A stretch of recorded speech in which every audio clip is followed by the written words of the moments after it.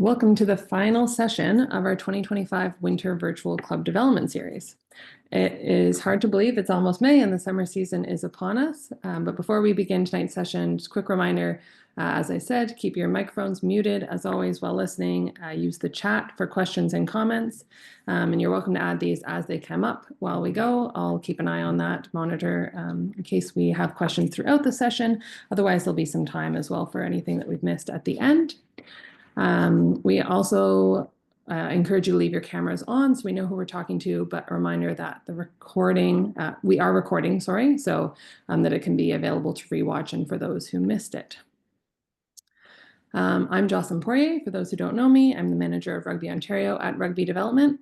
I use she, her pronouns, and I'm coming to you from Gananoque, Ontario, the traditional territory of the Wendat, Anishinaabe, and Haudenosaunee peoples, land covered by the Crawford Purchase of 1783. As Rugby Ontario's member clubs and all of you are situated on traditional Indigenous territories across the province, I invite you to pause and reflect on our privilege to work, learn, and play on these lands, and share our gratitude to the First Nations, Métis, and Inuit people who have been and continue to be caretakers of these lands. If you would like to acknowledge the lands that you are on, please feel free to do so in the chat. All right, with that, I would like to introduce our main speaker tonight. So Dr. Karl Erickson is an associate professor at York University School of Kinesiology and Health Studies. His research addresses two primary questions. How does participation in sport and movement contexts contribute to psychosocial development and well-being? And how can this contribution be optimized toward positive development, learning, and growth? He's interested in the integration of performance, health, and psychosocial outcomes and how interpersonal processes in sport, particularly involving coaches and coaching, influence these developmental outcomes for youth. To this end, he strives to ensure his work is interdisciplinary, systems-oriented, and community-based. So we are very glad to have Karl doing some work directly with his team of researchers with our own Rugby Ontario participation and retention data. And if you were with us in December, you would have heard the first installment of this. But we are happy to hear sort of how the research has evolved and where they're going with it as the work continues. So Karl, if you don't know, is also a longtime rugby player, coach, and supporter across multiple levels. So keeping it in our rugby family when we can. So keep an eye out for him if you're around the rugby pitch in Peterborough this summer. And I will pass it over to you, Karl. Awesome. Thank you, Jocelyn. First off, can you hear me? My microphone is working and things are excellent. Thanks very much, Jocelyn, for having me on, and to the rest of the Rugby Ontario crew. I really appreciate the opportunity both to chat here tonight and, as Jocelyn mentioned, just to partner and actually have access to the data that I'll be speaking about tonight. Because I think it is a rare thing for an organization, a governing body, to actually sort of full transparency, open the doors to the unvarnished truth for analysis with this sort of data, as you'll see coming through, and so I really appreciate Jocelyn and Rugby Ontario for that opportunity, and also to everyone for making time in your evening to be here. I really appreciate you taking the time. I think a name or a face or two I might remember from the Club Development Conference. So we'll be building on that, and if you weren't there, I've built in sort of a Coles Notes version catch-up of what we talked about before, just as leeway into what we're talking about today. So I will be addressing or roughly circling around using some of the data we'll talk about, which I'll explain in a second, to really understand sort of our recruitment and retention in rugby here in Ontario. As Jocelyn mentioned, I do work at York University in the School of Kinesiology and Health Science, and before I go on, I want to make sure that I acknowledge that it's not just me, I'm the one talking tonight, but in terms of doing the analysis, digging through the data, and as I'll highlight in a second, is a lot of data. I've got a great team, primarily graduate students working with me, so I want to highlight the contributions of Gamze Dogan, Luke DeGrief, and Sam Burrell, who couldn't join the call tonight, but they have been instrumental in actually doing the analyses that I'll present here today. So again, thank you to everyone, and do feel free to, if you've got questions or comments, feel free to lay them in, or we can chat at the end as needed, or I'll put my contact information at the end. If something pops in your brain later and you want to chat about something, do feel free to reach out. So, okay, so into it. Basically, As a quick agenda for today, in terms of what I'll be talking about, as I mentioned, I'm going to do just a couple of 2, 3 slides on sort of catch up as context from the earlier analyses that we did, and essentially what that was. If you didn't see it at the Club Development Conference in the fall, essentially that was sort of year by year count, so total counts across years in our various categories: juniors, minors, seniors, etc. But we weren't at that point. We weren't able to sort of link individuals' trajectories across time, so their participation from year to year or not, which is really of interest if we're talking about retention. So that's kind of we're getting into the first sort of dive into that, like following individual trajectories in this talk. And so that's primarily using Rugby Ontario's registration data. So that's from the data we've been analyzing covers from 2018 through to the 2023. End of 2023 season, excuse me. So that's over 65,000 different registration, almost 34,000 different unique individuals. So it's a lot of data to work through there. So analysis is ongoing. We'll have more. Keep your eyes out for any announcements from Jocelyn and the Rugby Ontario crew as we keep going through. I'll also be layering in, actually, so obviously the registration data, that's like numbers and counts and very quantitative stuff. Some of you may have seen or even participated in the member retention survey that went out just this past year, I believe the past summer, fall. And so we're also working to analyze that. And so again, if you participate in the questionnaire, you know some of those answers were sort of long form, more written qualitative text answers in there. And so we're going to try and integrate that and to maybe give some context for the numbers. And again, in terms of like long form responses, over 1,200 respondents, 66 different clubs with a wide range of age, years of experience, levels of participation. That's actually quite good in terms of a data set covering a community this size. So again, I'm excited to chat tonight and give you an update on sort of where we're at on that. And then, as Jocelyn mentioned, hopefully it's time for questions and discussion at the end if anything comes up. So again, bit of background. This, again, if you're at the Club Development Conference, this slide will look familiar. I just want to give everyone, because we're talking about rates of participation, retention rates, etc. So I want to give sort of just a big picture on, so what's happening in sport in Canada, I mean, as a frame of reference for all the stuff we're talking about. And so this is very much viewed from 10,000 feet, but just as a rough idea, and there's variation sport to sport, community to community, but at the very, very macro level. Basically, again, across sports in Canada, what we are seeing is a rebounding after COVID. So obviously tanked in COVID, both when folks couldn't play or were decided not to play, especially as we were coming out of it, but that we're really starting to get out of that trough nationally across most sports.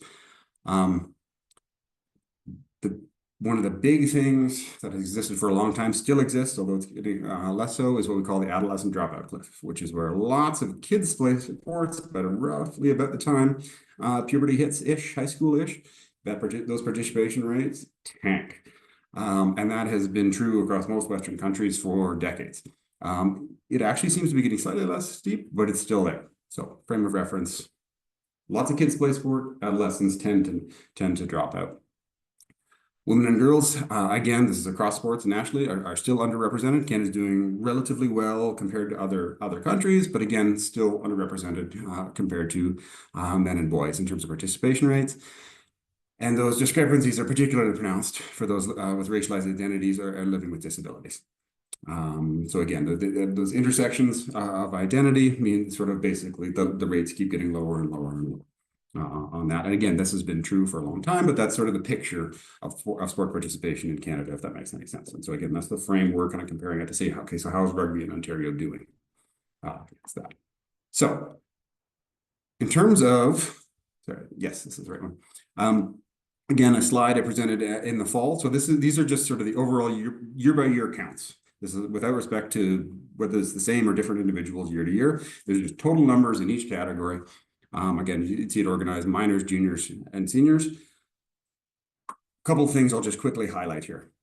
Overall, like other sports in Canada, we are actually getting back up above pre-COVID levels. So I think that's great. Like many sports haven't gotten the bump, they're just sort of getting back. We've actually surpassed in all 3 categories. So more athletes playing now than there were before COVID. So that's awesome. That's a big strength.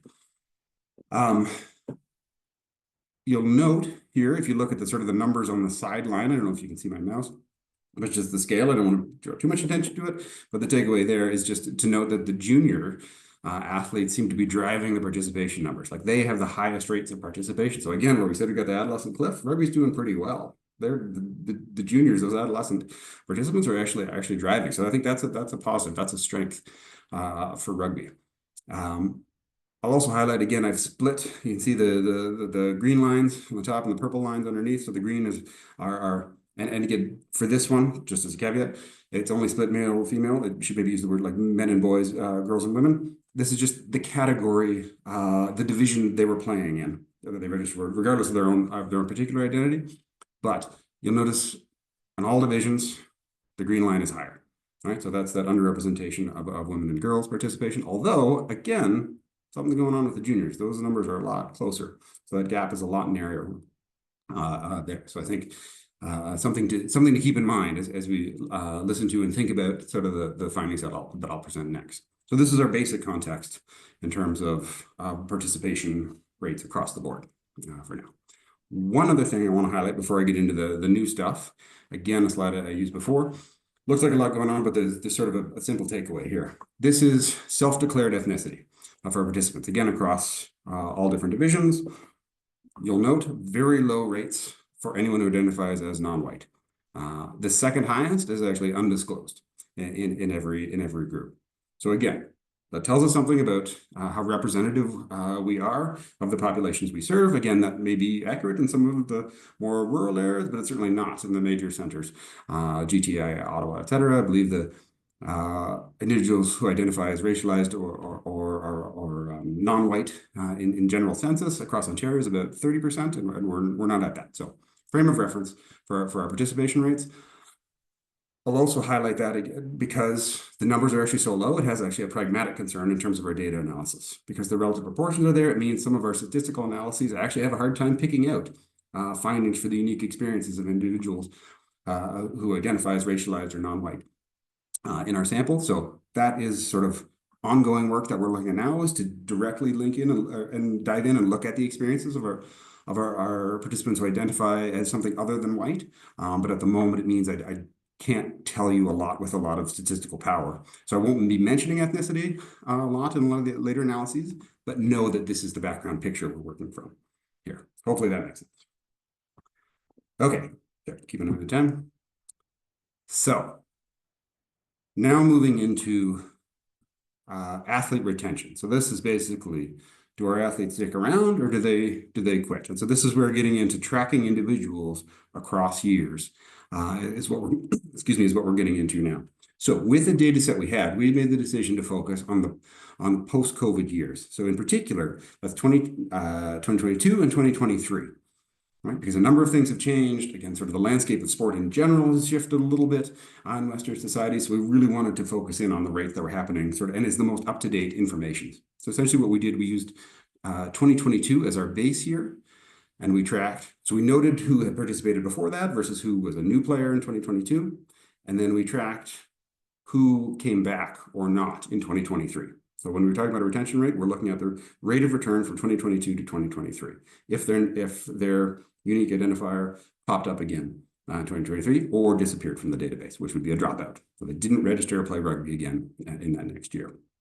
And again, I'll start with a really macro view. This works. There we go. So again, these are just big picture rates of retention and dropout. So again, if you go sort of across the minors, the retained and the dropout, if you add that up, that should add up to 100%. If it doesn't, it means I've made a mistake in entering the numbers on the sheet here. I'll highlight that across all three divisions, and again, this is clumped across genders. This is again just anybody registered minor, anybody registered junior, anybody registered to senior.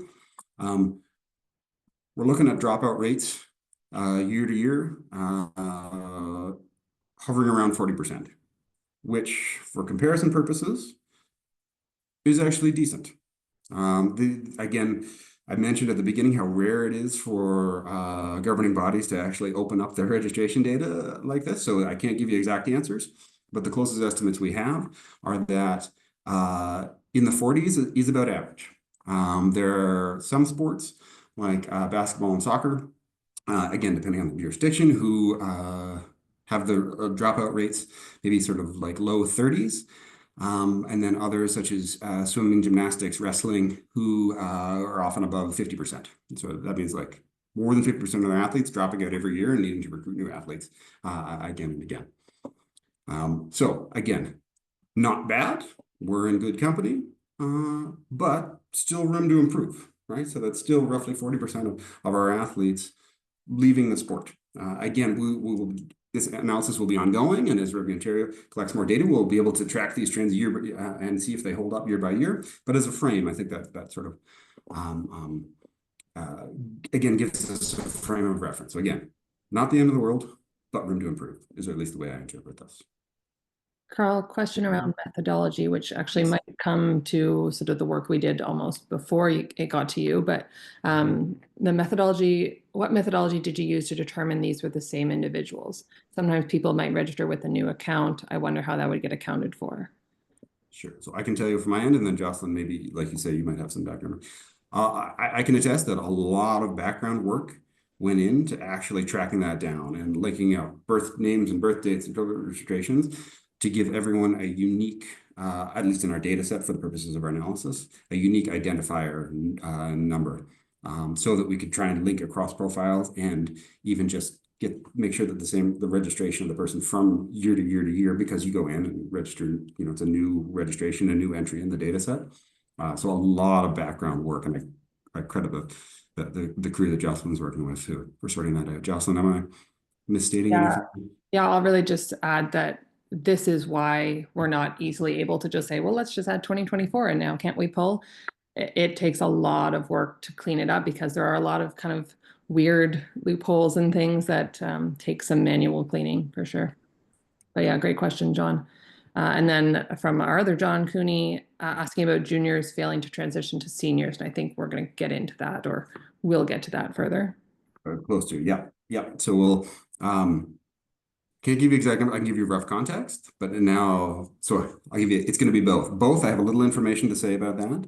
And we're going to go in future rounds. So again, sort of stay tuned for future updates. We'll have more targeted analyses of these very particular transitions that we go through. For example, again, minor to junior, junior to senior, et cetera. On that. That's a great question, though. And these are the exact kind of questions that we're trying to drive. Sort of like, where do we need to put energy in terms of keeping players, recruiting players, et cetera, to keep it. And one more point from earlier, what about the 2S LGBTQ community and trans folks in terms of, I think this came up just from like overall sport numbers, but I don't know if we've gotten into too much of that with our data. Yes, no. So again, sort of two sides of the coin on this one. Because the numbers are low, I haven't included a lot in the athlete data that I'm going to show you here. But as I mentioned with ethnicity, they are groups and communities of interest that we are going to target more specifically. It just means we have to, because the numbers are so small, relative to the big numbers of the overall analyses. And again, this is just reported. So again, you have to see how comfortable folks are actually checking this box. I do identify a little bit at the end. So I'm talking about athletes now. I'm going to get into coaches and referees. I believe in the coaches one, I will actually share some data on that. It's a smaller sample, we were able to track that, but that's a great point, and that data is coming. It just requires us to do some subsample work to have the statistical power to analyze that. But thank you for the reminder. Okay, are we good with the questions? Okay, awesome. All right, and again, these are fantastic questions. Keep layering them in there. Happy to talk now or after, et cetera. And again, we're also in the process of continuing our analysis. So if you've got ideas, questions that you want answered that we haven't thought of or haven't mentioned yet, do feel free to mention or reach out. Let us know, because that's what it's a powerful data set. We're trying to make the best use of it. So what we did, again, so we see these dropout rates, and we're trying to say, okay, so do particular individuals or groups of individuals drop out at higher rates than others? So trying to predict who makes it. So for example, in the juniors, who was in the 60% that stay versus the 40% that drop out. So what we did, so that's where our next analyses went, to try and say, are there any identifiers that help, that show that some groups are more likely to drop out or more likely to stay. We looked at a whole bunch of stuff, but it actually came to be a fairly simple message, which is kind of interesting. So I'll go through this. Oh, and one of them right off the bat, I'm not going to spend a lot of time on it, which kind of gets to the how many juniors into seniors. We actually didn't find a difference in predictive ability across levels. It actually didn't come up. We were expecting different things to be happening in, say, minors and juniors and seniors, but these findings held across, or at least it wasn't statistically significant as different between the groups. But again, we want to dive in a little more detailed in our upcoming analyses. So first things, again, no effect of gender, which is interesting. Again, I actually think that's probably in the plus column for rugby at the moment, given the different participation rates and compared to national trends. There was a recent report that came out from Canadian Women in Sport that actually dropout rates for women and girls was drastically higher than for boys and men. So the fact that isn't that way is actually, again, looking at a macro view, probably a strength of rugby, and we probably need to capitalize on that, understand what's going on. It doesn't mean it's perfect, right? We're still having dropout, but it's not a disproportionately happening based on gender, at least at the macro level. The strongest message, and this is what it all put out. We were expecting very complex pictures, but it actually boiled down to one sort of big message for us here. And to me, this is a bit interesting, but maybe allows us to target our efforts a little bit. So this and the next point, I think, are the keys here. So first off, the strongest predictor of returning, of coming back again, was having played multiple years before. And so this is all going to sound really, really simple when I say it out loud, but I think it's actually pretty powerful, and it makes some sense here. So again, some of that might be, okay, you've done it before, you kind of know what you're expecting, more likely to sign up again. There are some, past behaviors that predict your future behavior kind of stuff, and that's fine, right? But it was stronger than we were expecting. Right. First-year athletes, so who showed up in the database in 2022 for the first time, hadn't participated 2018-19, even sort of the weird years during COVID, with some folks registered and play, et cetera. But the folks who showed up for the first time in 2022 were almost 3 times more likely to drop out than someone who played at least one more 2022 and one other year before that. And again, this didn't differentiate across levels. This held across levels. Right? Again, hard to do at the younger ages, the minors, et cetera, right? But it didn't actually show up as different across levels. So almost 3 times more likely to drop out if this is your first year applying. So again, whole lots of analyses that looked at stuff, but it really boils down to this, right? Which again was a bit surprising for us, but again, it also maybe simplifies efforts at retention, right? Because it seems like we're doing okay at recruitment. Again, looking at those overall charts where we're bouncing back to even higher than pre-COVID levels. Noting though, again, like we did no effect of gender, but there is still a gender gap in terms of who's actually coming into the sport. But it really seems like there's room for improvement in retention, right? And in particular, emphasis on that year 1 to year 2. It seems like if we can get them to year 2, we can keep them around for a lot longer, right? So it's not everybody. If we can really make sure that those players feel like who were just trying the sport for the first time and just joined this year, if we can get them to come back next year, that is a major hurdle we've cleared. Doesn't mean it's perfect. Doesn't mean nobody's going to drop out after that. But the odds get better and better and better the more we can keep them. And that seems to be a major tipping point there. If we can get them to come back for year 2, we can probably get them in for at least longer efforts. Right. So it seems to be, and again, my interpretation of the data is the need for an emphasis on keeping our new athletes, right? The new ones who walk into the club, the new ones who are trying out our program. Can we get those athletes to come back, right? Karl, question here in the chat. How many percentage or what percentage of players in the study were new? So I guess specifically in this 23 or 2022 to 2023 that you looked at, yes. What percentage were actually new? That is a great question I forgot to include in the slides. I actually have it on a report here. Justin, could we maybe circle back to this? Because I just need to pull up a document to get that number. So can we flag that? Yeah, we'll come back to it at the end. Okay, that's a great question. I can give you those numbers in a second. So with that, again, and that's a great point for context here. we do tend to have, say, I'll look up the numbers afterwards, but there is a fair bit of churn. And I guess you could even, sorry, now I'm thinking about it. So it's like if we go back here, we know that if we're losing roughly about 40% of athletes every year, and the numbers are still increasing, it means we're recruiting reasonably well to that. But it's a non-insignificant chunk of athletes that we're replacing every year if our levels are still going up. But I can get you those numbers. Another question here, Karl, not to throw you into a rabbit hole of thought, but Sure. why were you surprised by this result? What were you expecting? That's a great point because like in many ways, like the base trend is logical, right?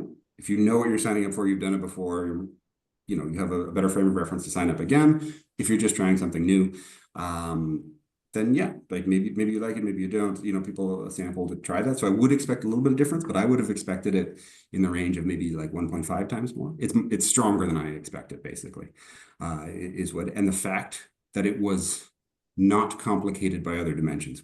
I was expecting to have to paint a very nuanced picture here, and this came through as the strongest finding by a lot.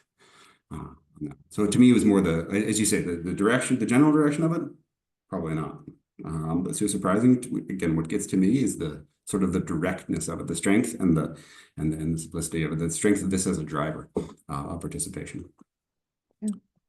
And one more that we may get to more specifically later, but anecdotally from Bryce, seeing girls dropping out after U10 with the shift to contact at U12. Is that something that you looked at, or any insight on that and what you've done so far? Great question. I'm not going to present on that tonight because that's analysis that is ongoing. Much like our sort of targeted samples group, want to look at the participation in non-contact as a participant, because I know there's been lots of discussion around trying to create more opportunities around the non-contact space, and so that is starred on our priority list to take a look at. We were doing sort of the macro flow here for this first round in terms of this presentation, but know that is on the priority list. The importance of participation in non-contact as a trigger or not of retention. And the good thing, again, the nice thing about having this data that will be commensurate with future years as well, as we can track these things, right? And as new initiatives come online, we can see if it actually affects retention rates year over year over year. So as we get going, we'll have more powerful data to share on that.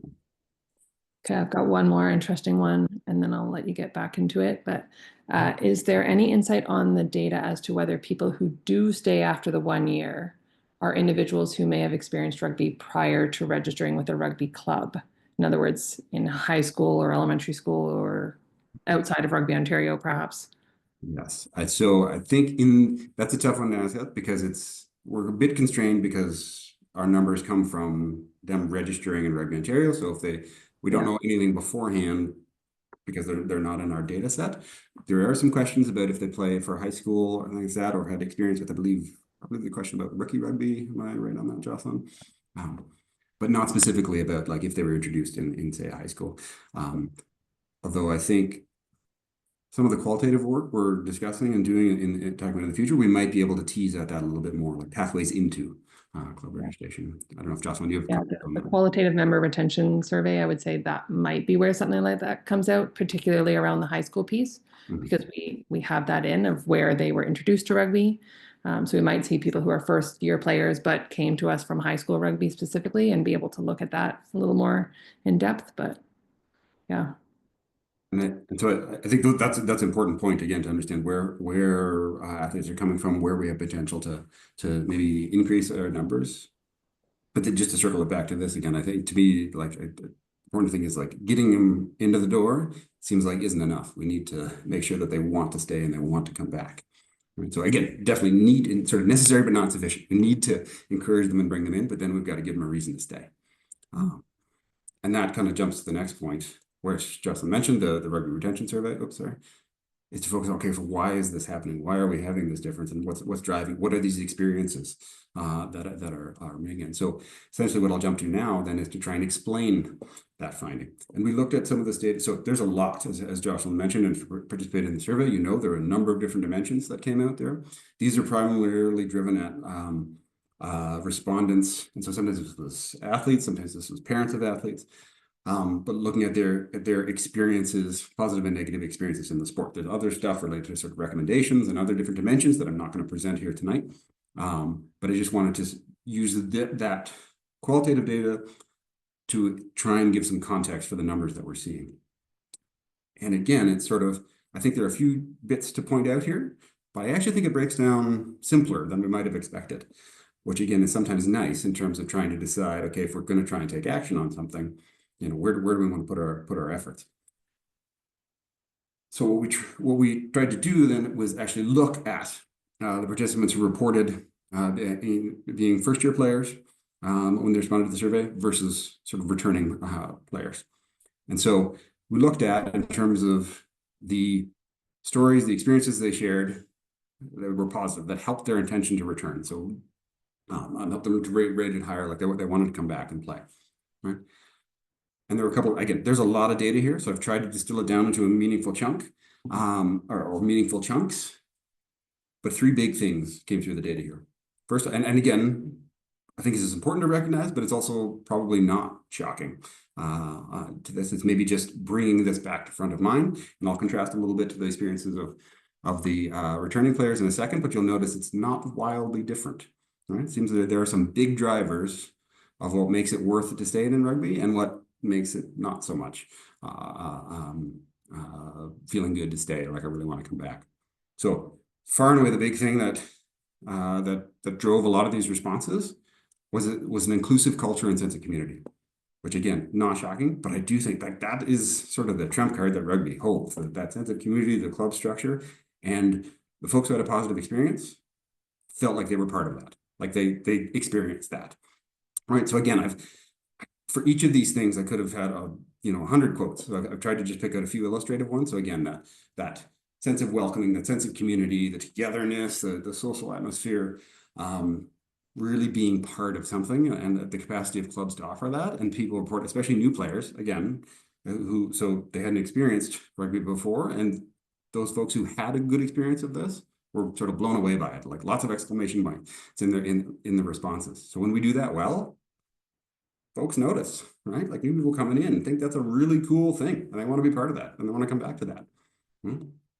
Part of that, again, on sort of the sports side, is they noted people who had a good experience, first-year players who had a good experience, right? Noted supportive coaches and positive learning environments, right? So again, that's what recognizing they're probably new to rugby, didn't have a ton of experience with the sport. So the coaches who knew what they were talking about, but also helped them to learn in a space where they might have been nervous about participating, not sure, where they knew that other people had, played rugby, knew a lot about rugby, and they may, didn't have as much experience and didn't know as much about the game, but that they felt welcomed in and actually helped with that, right? Like creating that positive learning environment, that supportive learning environment to actually get better and learn a little bit.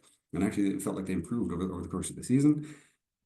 And then the last one, and this is, again, it's easy to forget. It's super, super simple, but almost impossible to overstate. And I haven't included quotes here because it was all just variations on, I had an awesome time, right?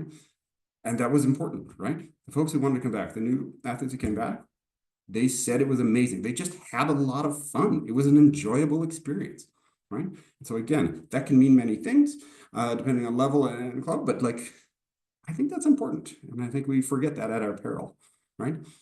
It's easy to get lost in the weeds. But remember, if we want somebody to come back who's trying to do it for the first time, this is a recreational activity. They don't have to do it, right? It has to be fun. And figuring out what fun means for them and what they're looking for, different groups, is part of it, right? But that's a big thing, the fun. It has to be an enjoyable experience. And when it was, folks noted that, right, as a key trigger for them wanting to come back, again, in that supportive learning environment, in that inclusive culture. On the negative side, so dimensions that new athletes mentioned was maybe sort of a barrier to returning, maybe was nudging their number down in terms of likelihood of responding. They highlighted a few things.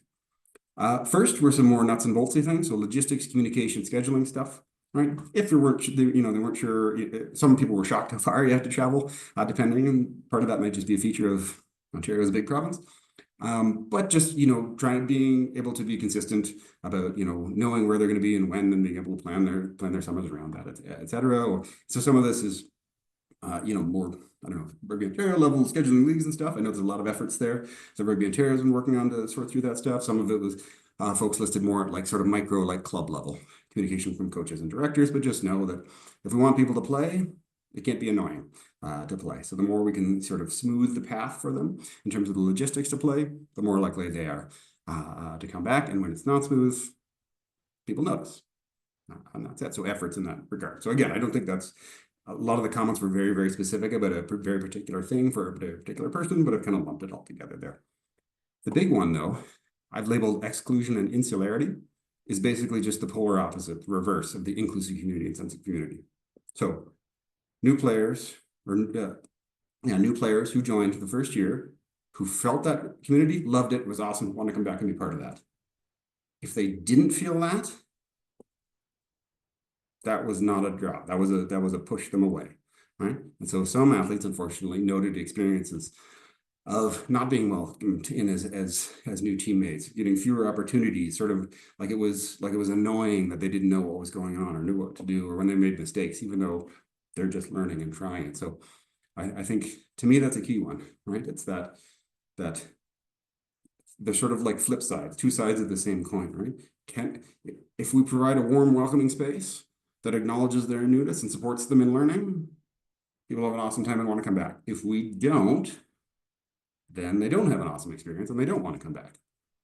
So again, I think for me, it's in that sort of like simple but powerful kind of idea there. Sorry, I'm just taking a quick look up at the comments here. So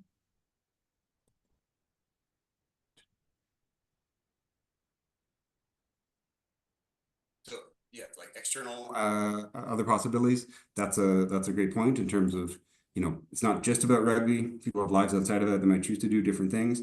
That's a great point. Really hard to get at, even in academic research around dropout in general. That's one of the toughest things to have. But it's also why we never expect 100% retention, because people have lives, and and sometimes, if they're doing really well and something else, something's got to give. Unfortunately, sometimes that's rugby, even if rugby was awesome. Right? But it's given that some sports, again, we're not doing bad, but some sports have done a little better than us. I think it's worthwhile to check in terms of what's going on here. Because the other sort of way of framing this is we can't control the other offerings, we can control what we offer. So if we can nail this down, then we can start to see how that fits into the context of other people's lives. Though some of that might be into the logistics and scheduling stuff. If people are doing multiple things and working around, it's easier if it's simple in terms of how to participate in rugby. Team's record and first year retention rate. We didn't look at that, not sure, but it does. Multiple folks noted, and again, it was sort of nuanced there. And this sort of gets to the positive learning environments and the inclusive culture stuff. And I'll get to this in a second in the next pages. Folks weren't against trying to win, but if they perceived that was more important than welcoming people in and having people have a good time, that was usually sort of a mark in the negative box for most folks in this one. And that even played out beyond first year players. So I'll get to that in a second. And I didn't look at any geographical stuff. So the point about demographic or geographic, that's a good one. I want to get to that at the end, about sort of reflection on our own work in the clubs.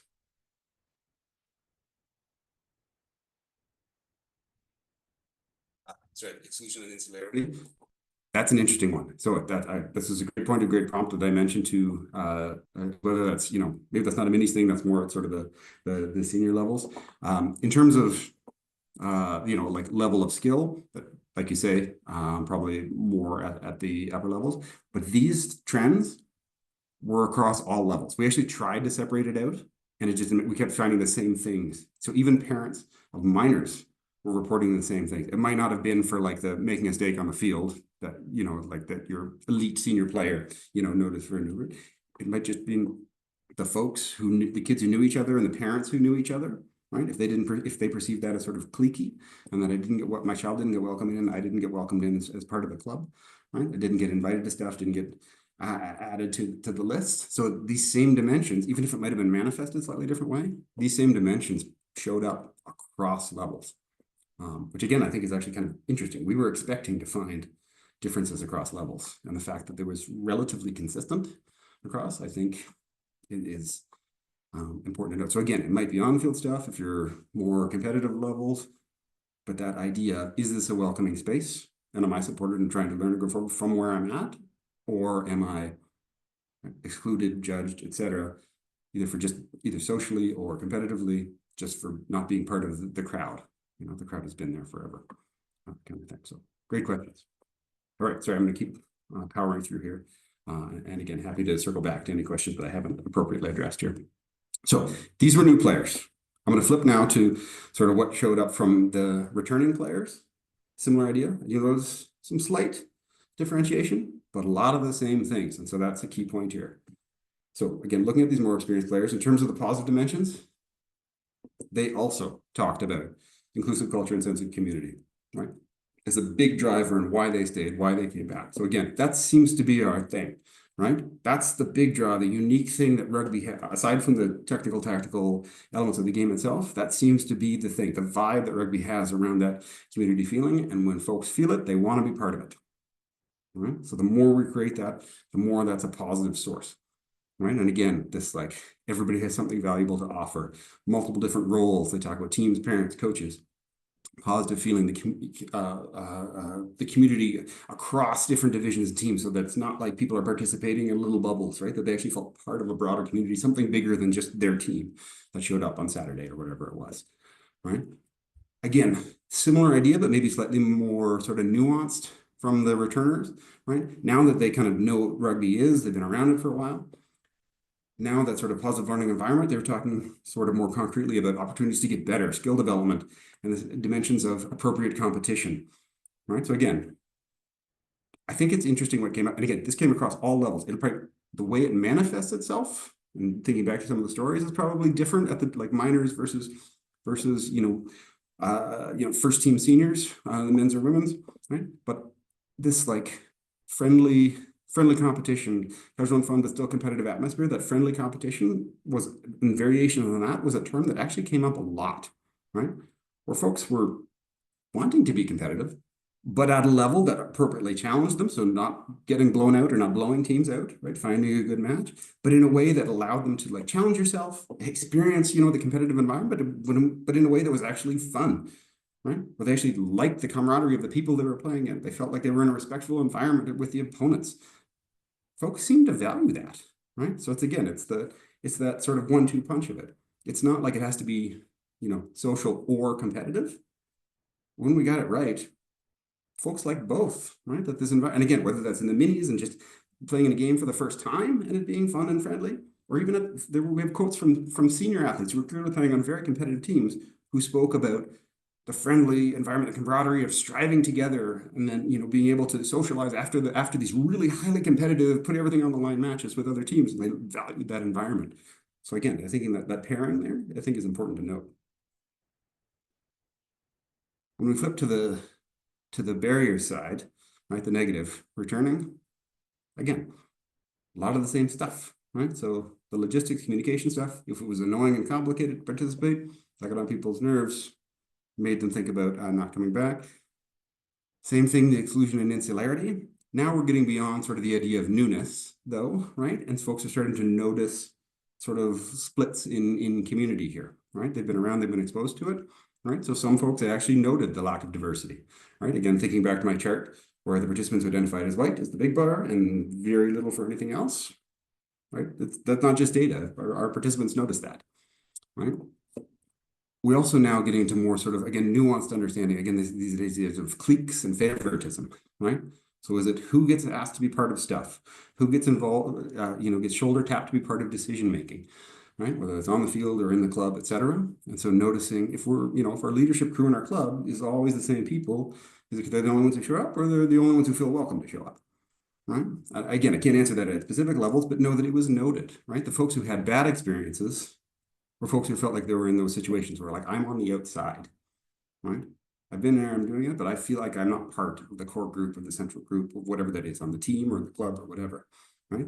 Whereas the folks who really liked it felt like everyone was valued, right? Again, if you look above, that everything is something valuable to offer the game. Folks who felt that wanted to come back, right? Whereas folks who didn't felt there were cliques for there was insularity, rated that as a negative and made it less likely for a return, even though they were more likely to come back because they'd been participating before. And the last thing that came up here, and again, probably a feature of having more exposure to the rugby environment, to the competitive environment. Some folks, the returners, who rated themselves as less likely to come back, noted sometimes a lack of what I'm calling lack of integrity and respect. And a lot of that was on-field behavior, right? So whether it was teams, we saw distasteful and sometimes toxic behavior. There were a couple instances of experiencing racism.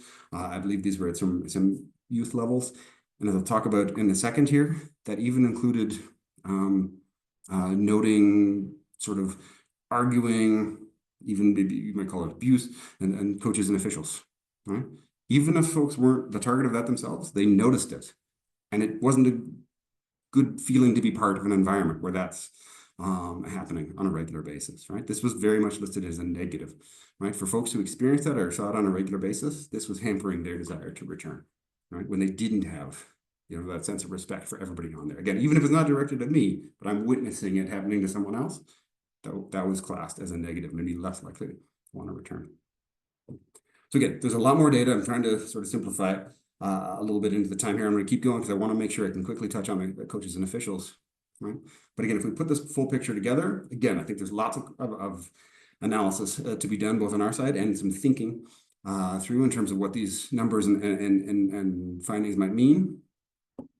But I'd sort of the big takeaways for me from this data that we present here, again, coming back to it, if we can, again, it doesn't mean ignore the returners, but if we can really zero in on that year 1 to year 2 retention, can we keep our new players coming back? If they've tried, can we keep them in the door? Because once we get them back for the second year, they're way more likely to stick around. Can we create, and to do that, can we create a welcoming environment for all participants? Again, remember, across identities, across levels, and especially for our newcomers, and as I'll talk about in a second, even across roles in the club. The key thing, again, to me, this seems like a linchpin, the fun idea, because a lot of the other stuff I talked about sort of centered around, what is a fun environment, right? And again, that might mean different things at different levels, right? It doesn't mean just, throw competitive games out the window, right? But can we make it an enjoyable experience where people feel like they're supported in learning and embracing and actually engaging in, again, this sort of notion of friendly competition, where it's not either social or competitive, it's both, right? And can we make that happen in that fun environment, right? And then as a logistical thing, right? Anytime we can smooth the pathway, and so that folks can plan their participation and know where they're going to be and when and what they're doing, if we make that as clear as predictable as possible and clear communication, that seems to be a positive. Again, we make it easy as possible for people to stay rather than throwing up roadblocks for them. So I'm going a million miles an hour here, but I want to make sure I get to the last couple of things before we push through time. So again, happy to chat through all of these things or interpretations, or if there are other interpretations afterwards. So next thing I'd like to chat about, right? So we talked about athletes. What about coaches and getting new coaches in? So we talked about, again, the new players came out as sort of a dimension that was important. What about those new coaches? And I know there are a number of efforts that have been going on to increase the recruitment of coaches. So we did a particular look, and again, this is not done yet. There's more to come on this. We'll dig deeper, but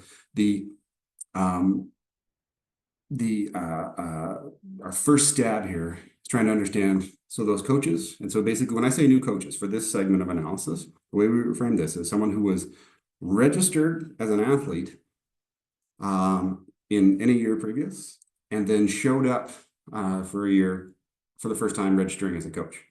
So some level of, it doesn't mean they stopped being an athlete, but they were a rugby participant who wasn't a coach, and then the coach popped up, so they became a coach. They transitioned, or at least into, maybe not from one to the other, but at least into a coaching role.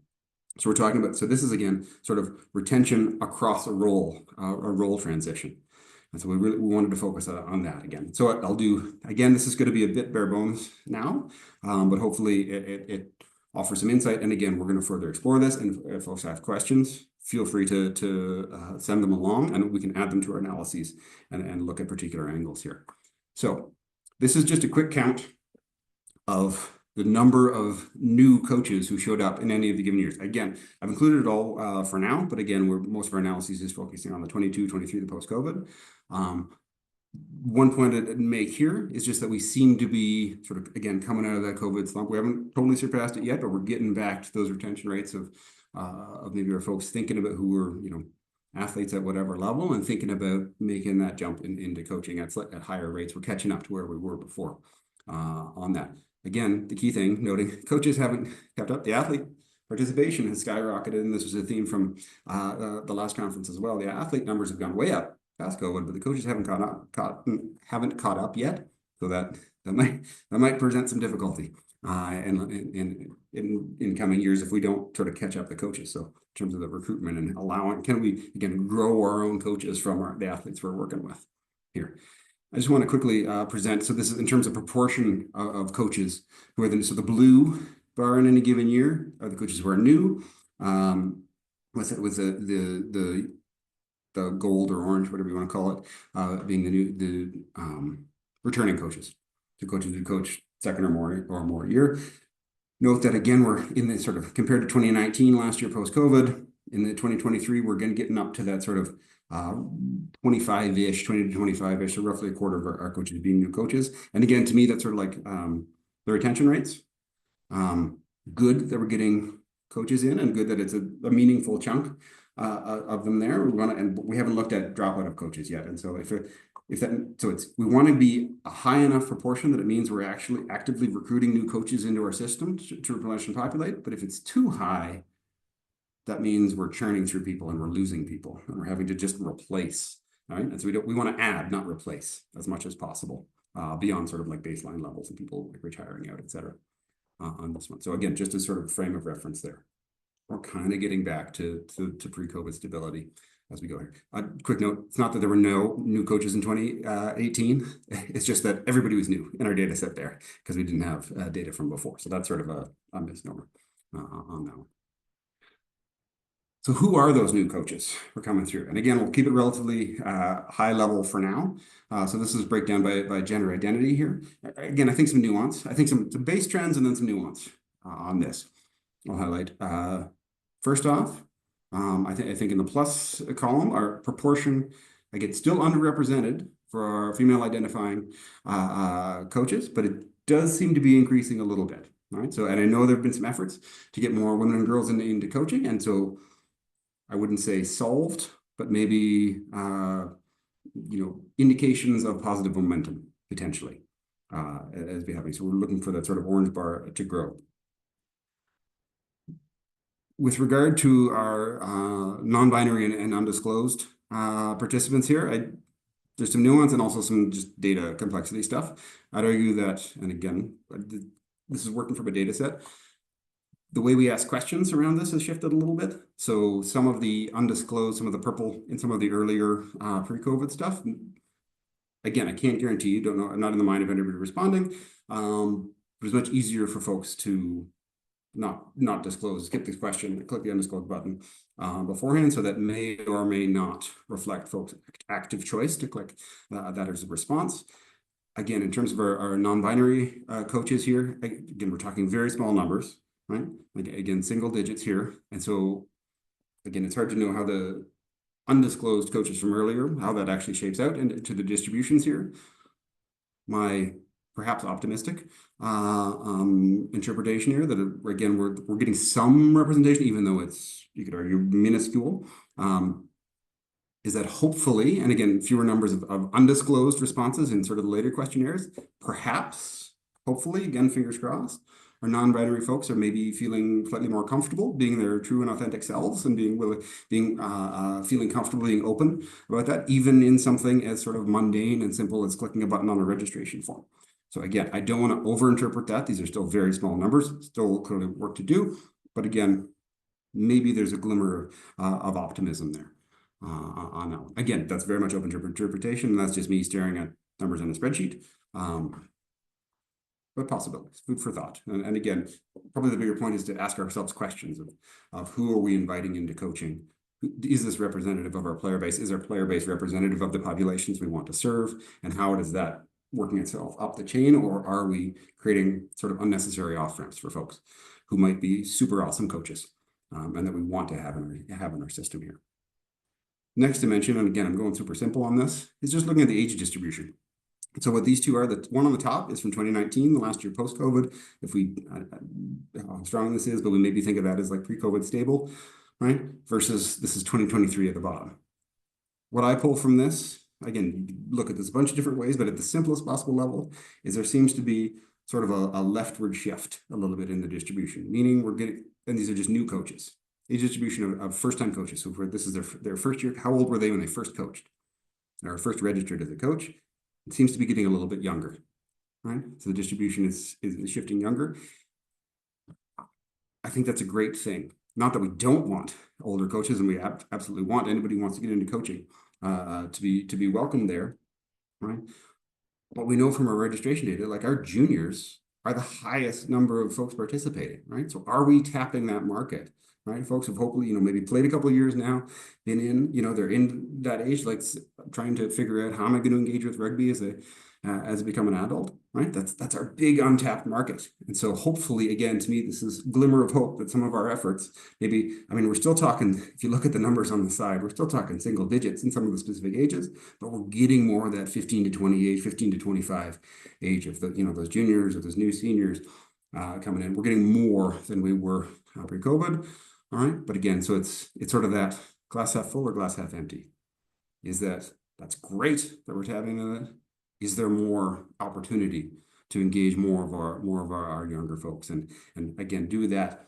We had a good discussion at the last conference about sort of the shoulder tap. If I hadn't have I thought about this, but someone in a trusted position, someone part of the club, a coach, etc., an older player, being like, I think you could be good at this. Do you want to try it? And how many of those conversations are we having with our younger folks to rather than wait for them to fight their way in to be a coach, can we open the door and invite them in?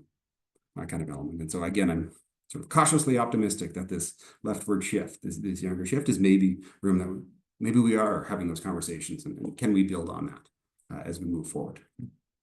Right, I know I'm running out of time, so I'll bust through for the last little bit. Again, way more data we can do. We're probing deeper into that, but hopefully at least it gives us a start. These are the folks who actually did make the choice to be new coaches. The flip side of this is thinking about who's not here, right? Who is not engaged. So can we learn from these experiences, right? What are they getting that the folks who are not choosing to become coaches aren't getting? Right? That makes sense. So I'm now going to quickly flip and give you just a little teaser on officiating and refereeing here. So this is very much preliminary analysis. We're still doing this analysis. So I would caution you, don't pay too much attention to the absolute numbers. Sort of just pull where we're still cleaning the data on this. So this is sort of the stuff that we've got to clean. I think the trends, I'm reasonably confident the trends will hold up, but you'll notice in the graph that pops up, for example, in the 2019, the counts are predictably, they're undercounted. There's going to be more. We're still cleaning individual cases as we go through this, but I did just want to highlight. So this is a slightly different graph. Again, I just sort of mocked it up quickly from the analysis we're at. So the blue is first-time referees, so the same deal as coaches. They were in the system before, but weren't referees, and then they popped up as one part of the registration was a referee. So a word of caution here. This is different. These aren't proportions. This is just the total number of first-time referees plopped right in front of the total number of legends. So it's one layered on top of the other. It's not an additive together in that. But the story is still pretty drastic. That's still a pretty big proportion of blue here, right? Which again, that gets to the, we've got coaches is roughly 25%. If you add these up, we're talking about 40%, 40-ish%, even in 2023, where the relative difference is bigger, of your total body of referees being new for the first time ever. That's great that we're recruiting them, that we're getting some. You could argue whether that's lots or not, or even enough. But if year over year, a big proportion of your referees are new, that means a lot of referees are leaving, right? They are not doing it anymore, right? And we're just trying to keep our head above water. We're trying to replace the folks who are leaving, right? So maybe that's, again, slight room for optimism, 22, 23, but to me, that's the message that jumps out on this one. That seems high, right? That seems like a lot of blue relative to the orange, right? Again, maybe they're not all actively refereeing. That's why in some of your experiences, you might see this handful of the same officials over and over and over again. But in terms of who's registering some intent to referee, right? It seems like we got to worry about what's the experience of these officials. That means we're dealing with a lot of new folks every year just to keep it, and the orange bar isn't proportionally keeping up to that. And this is where I'll just quickly layer in. So again, we look at these last things, some of the qualitative responses from the retention survey. And again, I could have picked many more, right? But it's like, what is the lived experience of being a match official, right? And so, like coaches talk about it, like we had an official responded among several, right? And they talked about sort of things that negatively influence their experience. Talks about being questionable, and especially think if you're a new referee, right? One thing if you've been doing this for a decade, right? But if you're a new referee, just getting your confidence, just getting your bearings on doing this, and everything you do gets questioned and argued and challenged. Yeah, that's a tough experience, right? You're just trying to learn this thing, and you're publicly being shot down for it.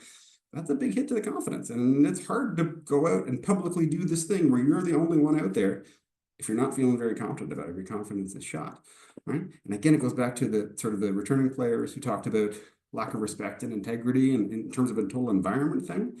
And folks noted this being directed toward, towards the officials and actually wanted something done. Because we see that sometimes it's sort of like vocal minority, folks who are really loud doing the stuff, and hopefully it's not many, right? But folks doing that can start to make it seem like it's normal. But one of the interesting things that came out of that retention survey is folks don't like that. They don't want to be around that sort of environment, right? They don't want that to happen, and they hope that we can help to tamp that down a little bit and make it respectful to all roles, all people involved in the game for us. So again, this is still early days on this analysis, but for me, it was something that kind of jumped through, even at our very preliminary level. And I see a comment there about many of our new referees are probably teenagers. Again, the big group of juniors coming through, so they're teenagers, new to the role, being yelled at by adults. That could be a thing, right? That's something to remember here, right? So again, our gender graph similar to the coaching graph. Again, I think similar dynamics at play potentially with the undisclosed responses, the green responses, as I mentioned before. But I will just highlight again. To me, this seems fairly disproportionately male, right? Even still. So again, paying attention to who's showing up and who's not, right? Who's not feeling welcomed or who's not being invited in. So the gender representation of our referees maybe not keeping pace with our coaching, but especially not with our recruitment, especially not with our recruitment in juniors, where again the gender gap is closing. Doesn't seem to be closing so much here yet for the match officials. Okay, so again, highlighting that in this last year. So I realize I've gone over my time here, so I'll try and wrap it up in my last slide. So thinking back on this, and again, I'd love to hear reflections, or if you go away and have more questions about the data and the analysis. Again, know that this is ongoing. This is not a finished product.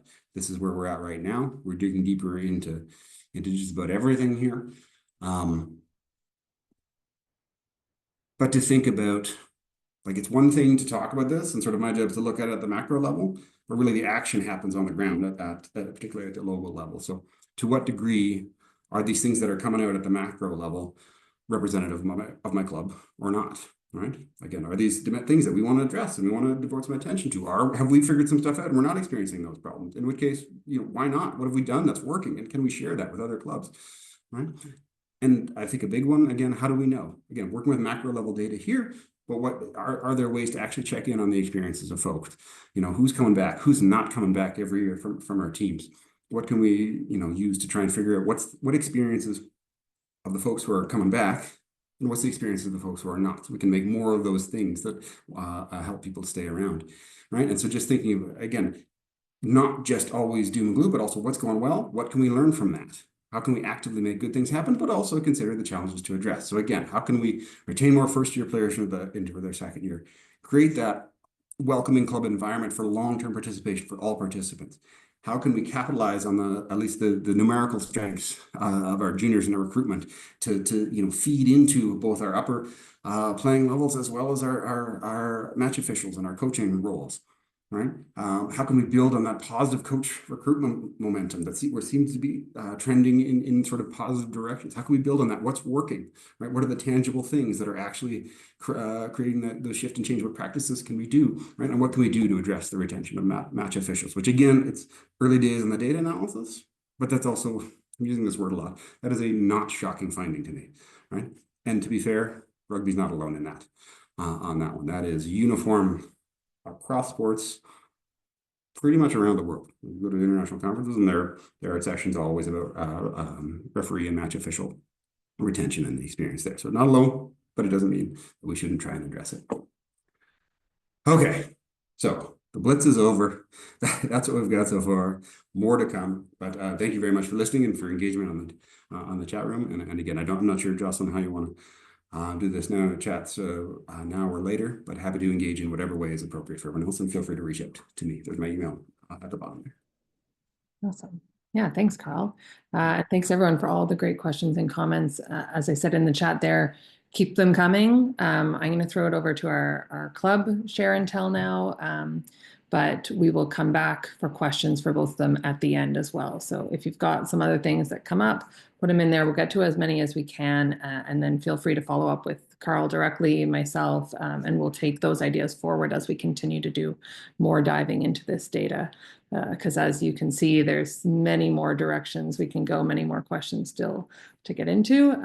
And hopefully this eventually we will add some future years as well, and we'll be able to continue the work moving forward and see how we're doing. If you've been on one of these sessions before, you'll know something new that we're adding to the series this year is this sort of club show and tell or share and tell. We're inviting some club reps each time to share a little bit about some of their more unique programming or initiatives, just encouraging a little more sharing of what clubs are doing, best practices, so that we can learn from each other. So tonight joining us, we have Kate Pasick from the Kingston Panthers, and she's going to talk primarily around their approach to recruiting and retaining senior women, some unique initiatives they've done there, and a little bit on the transitioning players to coach roles maybe as well, which will build a bit on some of what Karl was just sharing. So Kate, if you're there, take it away. Hello. So my name's Kate Pasick. I'm with the Kingston Panthers, and like many of you, I'm sure have had a variety of different roles in my club in the past 15 years. But the one I'm working on right now is the technical director. So looking at programming within our club and how we can just expand our programming and look for unique opportunities. And in particular, the one Jocelyn asked me to speak tonight is our women's touch programming. So our women's team, we have an interesting, for those of you who do or don't know Kingston, we have kind of a unique environment in that we're very post-secondary dominated. And then we also have one of the a very competitive, like top 5, top 6 nationally ranked post-secondary institution in our community. And often club rugby in Kingston gets conflated with playing at that top tier. So we have struggled recruiting and retaining our local athletes from our junior women's program, as well as bringing in more women to play rugby. So 2 years ago, we started an initiative kind of arbitrarily, where just thinking out loud, I was like, well, we generally don't have a lot of players on practice on Thursday night. So what if we just started running touch on Thursday night? So we transitioned our senior women's contact team. They ran contact practice on Tuesday nights, and then on Thursdays, everybody played touch. And we almost doubled our numbers overnight in women's participation. So we ended up with we average now the past couple of years, anywhere from 35 to 40 women's contact players and another 35 to 45 women's touch players. And so some nights there may be 60 women running around playing touch, and I'll speak a little bit to what that looks like. And on other nights, there's 30 when we get into August. So I modeled it off of a like sticks in the middle, black jersey, white jersey, hockey, shinny style. So our model has been we also had several women who said, I've never played rugby before, I'd like to try it. So we tried to think how we could engage with that community, as well as other women who said, oh, I used to play on the national U23 team, but I'm 40 now and I just want to like come out and run around. So very experienced women coming back to rugby, and newcomers of a variety of ages coming into rugby. So we decided to do 30 minutes of skills. So our members, who we have a large group of women who are also trained and certified coaches. So our touch members, our senior women's members, will run the skills sessions, and then we divide into rec and competitive. Everybody has a penny, so you flip your penny upside down. Rec goes on the left side, competitive goes on the right side, and we just play touch for the next 45 minutes. And then sometimes we merge those groups together for the last 10 to 15 minutes. And in general, it's been pretty successful in terms of positive feedback from both the recreational side as well as the competitive side, and our senior women's contact players having that be like a highlight of their week. And in terms of what demographic we appealed to, I was originally thinking we were just trying to engage women who weren't interested in playing contact rugby, but which we ended up essentially increasing our average age. This is all anecdotal. I don't have the same data pool that Karl does. But if you look at the average age of women playing in our club, that increased significantly. So we now have women who are playing in their 40s and 50s. And we had women who are parents of current juniors, who have never played before, who wanted to come in. And then sometimes we try to decide how much are we going to protect like mom time. But it's been neat now. There's some women who are continuing to play, and their daughters are aging into senior, and they're going to be playing on Thursday nights with their children, which is pretty cool. So as far as engaging, like I was really surprised that I thought it would be more bringing in experienced rugby players, or maybe some of our like 24 to 30-year-old women who are just transitioning out of contact for whatever life reasons. And we ended up getting a very different demographic than we'd anticipated, which was pretty exciting. So here's to year 3. It's been an interesting transition too, because we're now moving into the I don't know what the official name is called, the premiership, the women's tier. So our contact program will be looking to like train more competitively. So we're going to figure out what that looks like this year. But the general consensus had been continuing to have Thursday night touch, and also have our senior women's contact team be engaged in that touch program, so we can really build community amongst all of our members and have, touch members coming out and supporting games. So that has been our touch initiative. We are opening it up to senior men this year. This be after we had a conversation at an exec meeting where one of our new exec members running Old Boys Masters, mentioned that he's noticed there's been a significant drop in the number of participants in our Old Boys, especially post-COVID. People kind of left and didn't come back. So we suggested running touch as well, but the jury's still out. I find, unfortunately, in rugby, our returning members really tend to like to register last minute, because I say this on my own club's behalf, we permit them to. So I'm sure we'll have an influx of registrations on May 20th, which is 2 days before our first practice. So that's our Women's Touch Initiative. It's been cool.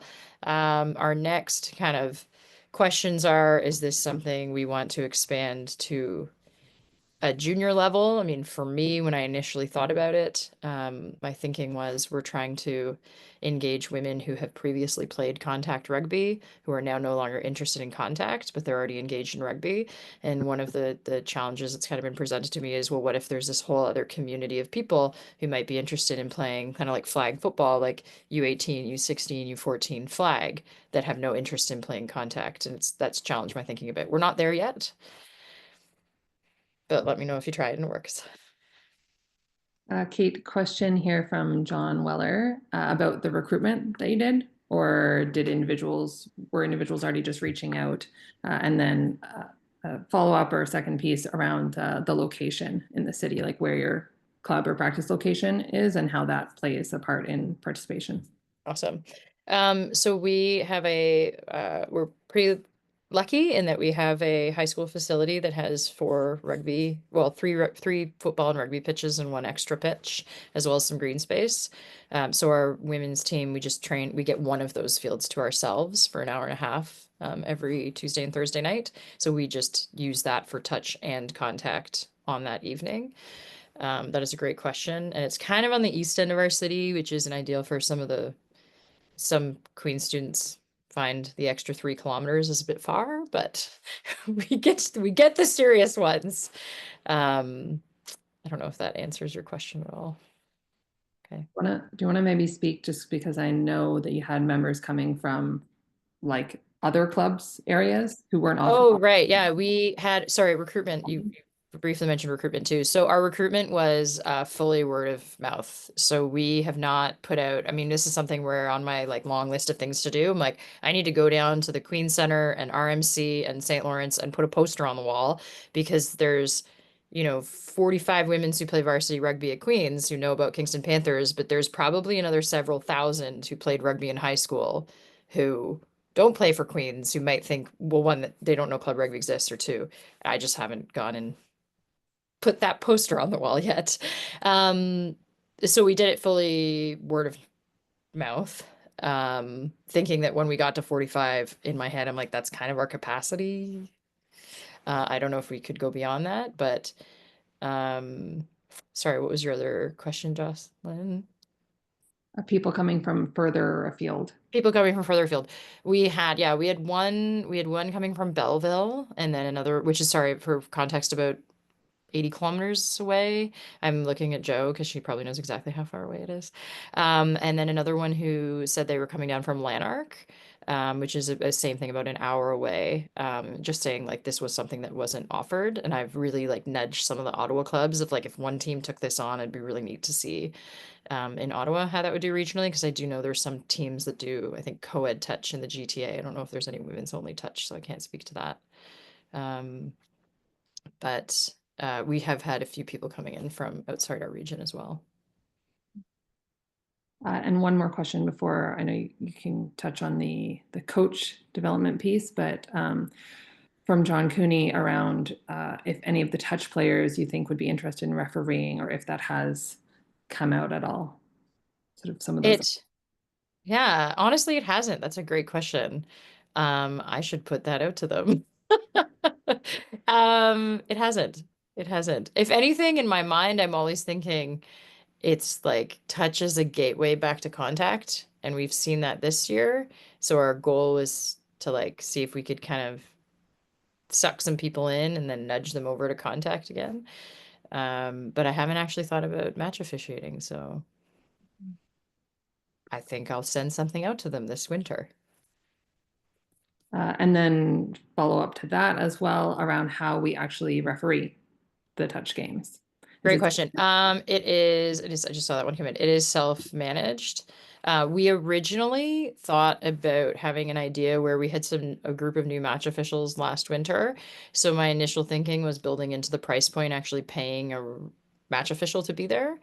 Most of the match officials were younger, and we kind of floated it out there to some of the newer ones, and they didn't seem as interested. And there's only been 1 to 2 moments where it's been contentious. So I agree, though, that can be an issue at times. But it's something that we haven't closed the door on it, and more just to promote someone as a safe way of getting into match officiating, and then putting some money back into the pockets of some of our younger community members. It's not a bad idea. It's not a bad idea. And what about women's masters? Has that conversation come up at all through this? It hasn't formally, and the only reason I haven't personally pursued looking into it is that I wouldn't know how to go about getting competition, because I don't know if there is any much women's masters out there.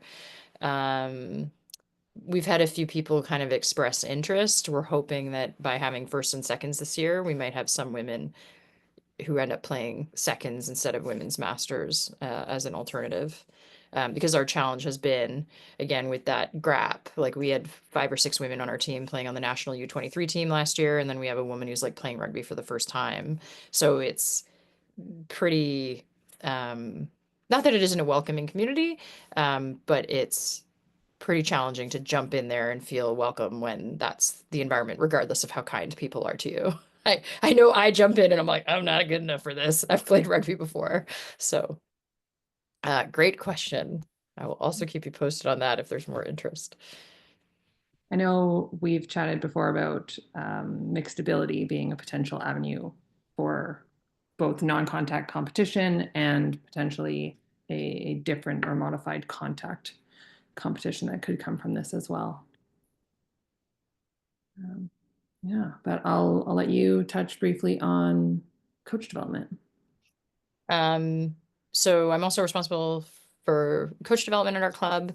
And there's 2 facets of it, and I've learned from experience now the past 2 years that I've been doing this. So the first thing we started doing in 2024, so last summer, is one of the things that became really clear to me is that we often have friends of friends coaching. Not that that's a bad thing, but it was for someone who wasn't in our in community, and we now have over 500 members of our club. So there's a lot of people there, or even community members who maybe play high school but don't play for our club, or are engaged in our club who might not know how to access coaching opportunities. So the first recruitment we did is we put an open call out for coaching, and we left that open call out for about 6 weeks.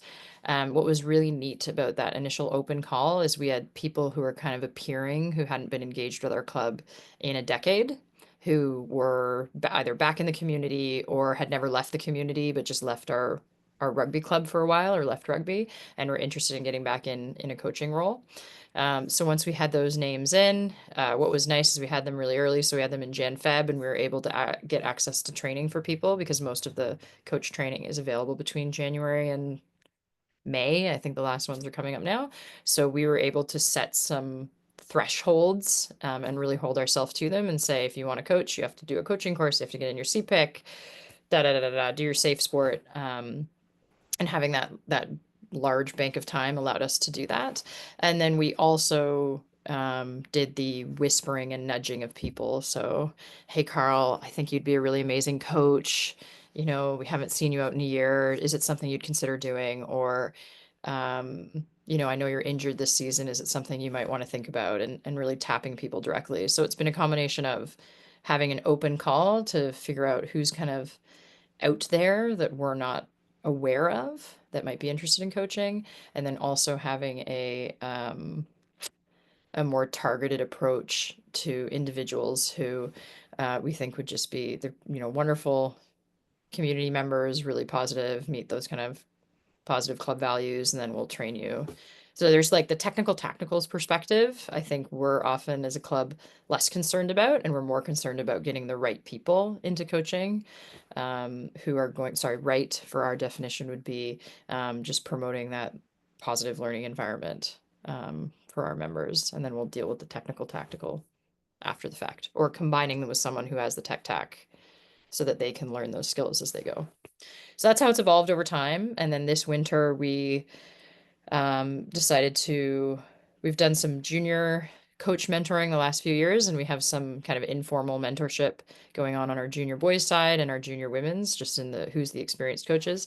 And this year we formalized our minor coach development and ran a 2-session coach meeting where we essentially delivered something similar to the rookie rugby curriculum, but not officially rookie rugby, but some facets and elements of it. And then we paired that with a 4-week try rugby, where all those coaches are essentially delivering their coaching that they just either learned how to do or worked on doing under the supervision of myself and Sean Denlevy, who's our technical game leader.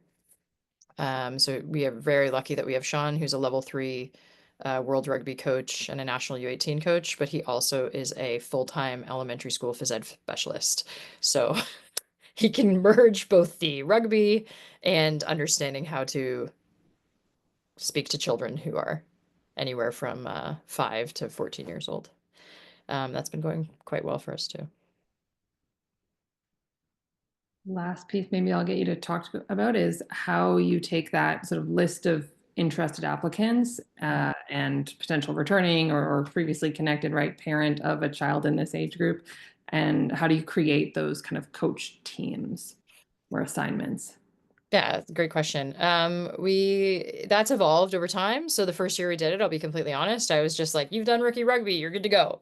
And really underestimated some of the nuances of group management and even just like parent management and that sort of piece. So we now this season hopefully have kind of a happy medium where we have some we're mixed like experienced, I'm going to say adults because for lack of a better word, all of them that we have right now are adults. Even if they're 18-year-old adults, we still have some quite experienced 18-year-old coaches who are going to lead some of our programs. So experienced in that sort of coach management, but also pairing them with some younger developing coaches and some of our developing coaches. So we have one group that has a lead that's 22 years old, who's been coaching for 4 years, who is actually mentoring a 27-year-old who's coming back to rugby. But that's nice because we also have a good age mix there. And then we also have some groups where we have like parent volunteers, and then they work with assistants who are in that like teen, so anywhere from 14 to 18-year-old age category. And we try to have both men and women kind of involved in the team and girls and boys as much as possible. So there's kind of some different representation there as well. Okay, well, thanks, Kate, for sharing all of that, and thanks, Karl. We've got a few minutes if there are any questions for Kate and or Karl, or anything that we want to discuss before we go.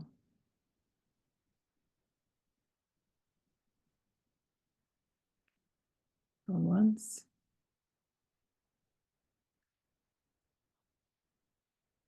Oh, okay. So yeah, throw your ideas, your extra comments, questions in the chat. I'm also going to throw our survey here in the chat, and I'll give us our little wrap up.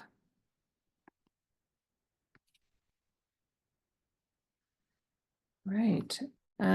So yes, big thank you, Karl and Kate, again, for taking the time to share with us tonight. I know there's a lot going on, especially close to the season, for both of you, Karl coming back from sabbatical and Kate with all your many hats. So we really appreciate it. And thank you to all of you who took the time to join us here tonight and contribute with all your questions and comments.